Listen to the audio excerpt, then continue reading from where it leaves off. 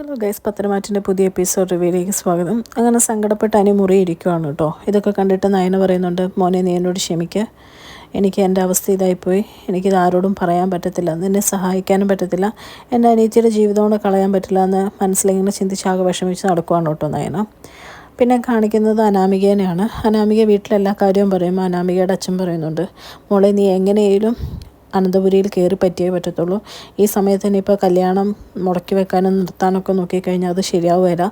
എന്താ കാര്യം എന്ന് മോക്ക് ഞങ്ങളെക്കാൾ നന്നായിട്ട് അറിയാമല്ലോ എന്നൊക്കെ ചോദിക്കുവാണ്. എന്നിട്ട് അനാമികയുടെ അമ്മ പറയാണ്, മോൾ എങ്ങനെയും ആ വീട്ടിൽ കയറി പറ്റണം, എന്നിട്ട് അവളില്ല നന്ദു, പിന്നെ ഒരിക്കലും അവൾ ആ വീട്ടിൽ കയറാത്ത അവസ്ഥയാക്കണം. അവളുടെ ചേച്ചിമാരെങ്ങനെയാണ് വീട്ടിൽ കയറിയെന്ന് മോക്കും അറിയാമല്ലോ, അതുകൊണ്ട് മോക്ക് തന്നെ ആയിരിക്കും അവിടെ ഏറ്റവും പ്രാധാന്യം. മോൾ ഒന്ന് ശ്രദ്ധിച്ച് മുമ്പോട്ട് നീങ്ങിക്കഴിഞ്ഞ് കഴിഞ്ഞാൽ നമുക്കും അത് ഒരുപാട് ഗുണം ചെയ്യുമെന്ന് അവരുടെ അച്ഛനും അമ്മയും പറയുവാണ് കേട്ടോ.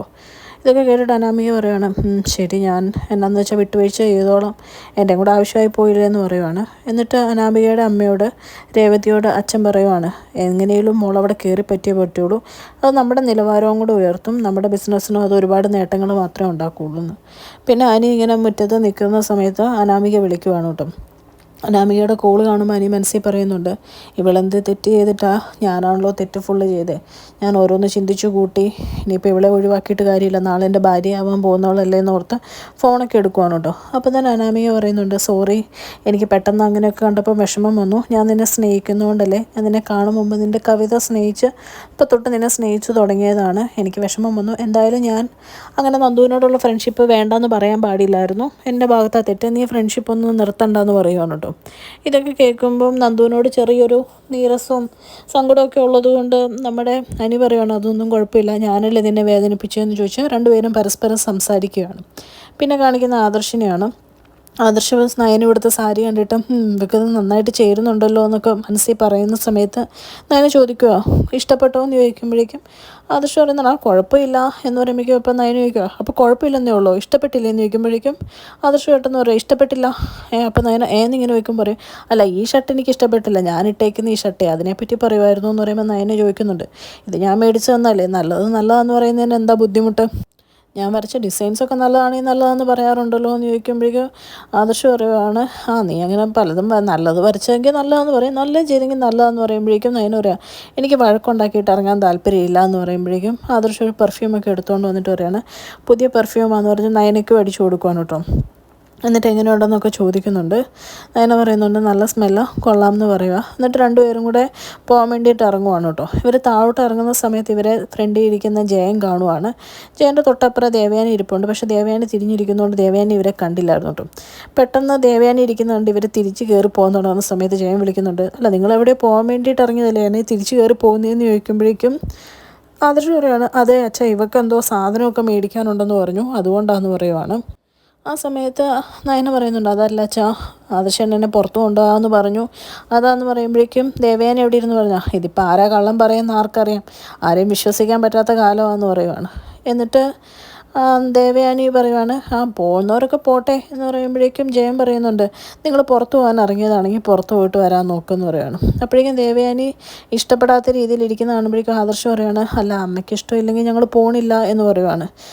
അതേ സമയത്ത് നയനയും പറയുന്നുണ്ട്, നേരെ അച്ഛാ, പോകുന്നില്ല, അമ്മയ്ക്കത് വിഷമാവും, ഇനി പ്രശ്നങ്ങൾ ഉണ്ടാവണ്ടല്ലോ ഈ വീട്ടിൽ എന്ന് പറയുമ്പോഴത്തേക്കും ജയൻ പറയുകയാണ്, പ്രശ്നങ്ങൾ ഉണ്ടാവാത്തത് അമ്മായിയമ്മയുടെ ഗുണം കൊണ്ടല്ല, മരുമോളുടെ ഗുണം കൊണ്ടാണ്, മരുമോൾ അതെല്ലാം അഡ്ജസ്റ്റ് ചെയ്യുന്നുണ്ടാന്നൊക്കെ പറയുന്നുണ്ട്.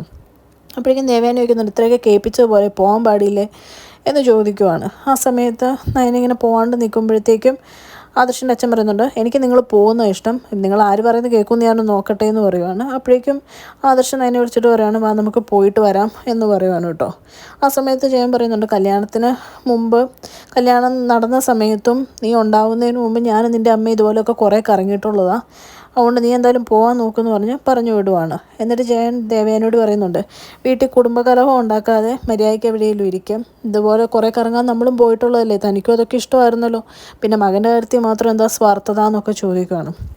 പോകുന്ന വഴിക്ക് ആദർശ് ഒരു മുല്ലപ്പൂ ഉള്ള ഒരു കട കാണുവാനുണ്ട്, പൂക്കച്ചവടത്തിൻ്റെ. എന്നിട്ട് പറയുകയാണ്, ചേട്ടന് ഒരുപാട് ബാധ്യതകളുണ്ടെന്ന് തോന്നുന്നു, നമുക്കൊന്ന് സഹായിച്ചേക്കാമെന്ന് പറഞ്ഞ് അവിടുന്ന് 5 മുഴം മുല്ലപ്പൂവൊക്കെ മേടിച്ച് നയനയുടെ തലയിലൊക്കെ വെച്ച് കൊടുക്കുവാനുണ്ടോ. അപ്പോൾ നയന ചോദിക്കുന്നുണ്ട്, ഇത്രയും തന്നെ ആ വണ്ടിയിലും കൂടെ വെക്കാനായിരിക്കും അല്ലേ എന്ന് കളിയാക്കി ചോദിക്കുന്നുണ്ട്.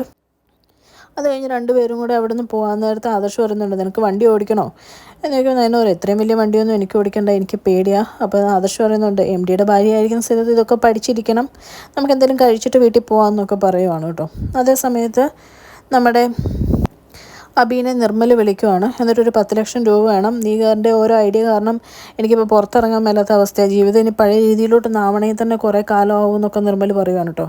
അപ്പോൾ അബി ഇങ്ങനെ ഓരോ സാരമില്ല, നീ ടെൻഷൻ ആവാതെ എന്നൊക്കെ പറഞ്ഞ് ആശ്വസിപ്പിക്കുമ്പം നിർമ്മൽ പറയുന്നുണ്ട്, എനിക്ക് നിൻ്റെ ആശ്വസിപ്പിക്കൊന്നും കേൾക്കേണ്ട, കാശ് അയച്ചാൽ മതി, അല്ലെങ്കിൽ ഞാൻ പോലീസിന് പിടി കൊടുക്കും എന്നുള്ള രീതിയിൽ പറയുവാണ് കേട്ടോ. എന്നിട്ട് ഫോൺ വെക്കുന്ന സമയത്ത് പെട്ടെന്ന് നമ്മുടെ മുറിയിലോട്ട് നവ്യ കയറി വന്ന് ചോദിക്കുകയാണ്, ആരെ ഇപ്പം നിന്നെ വിളിച്ചതെന്ന് ചോദിക്കുമ്പോഴത്തേക്കും അപ്പോൾ പറയുന്നത്, എന്നെ ആര് വിളിച്ചാലും നിനക്കെന്താ എന്നിങ്ങനെ ചോദിക്കുകയാണ്. അല്ല പറയാൻ പറ്റുമല്ല, നിനക്ക് അന്ന് അവൻ ഫോട്ടോ അയച്ചേ പിന്നെ നിനക്ക് ഫുള്ള് കള്ളത്തരമാണ്, ഞങ്ങൾക്ക് എല്ലാവർക്കും നിന്നെ സംശയമുണ്ട് എന്നിങ്ങനെ പറയുമ്പോൾ അബി ചോദിക്കുകയാണ്, നീ പറഞ്ഞു വരുന്നത് എന്താ, ഞാൻ ചെയ്യിപ്പിച്ചതാണോ, എനിക്കതുകൊണ്ട് എന്താ ഗുണവും നേട്ടം നീ ഒന്ന് പറ എന്നിങ്ങനെ പറയുവാണ്.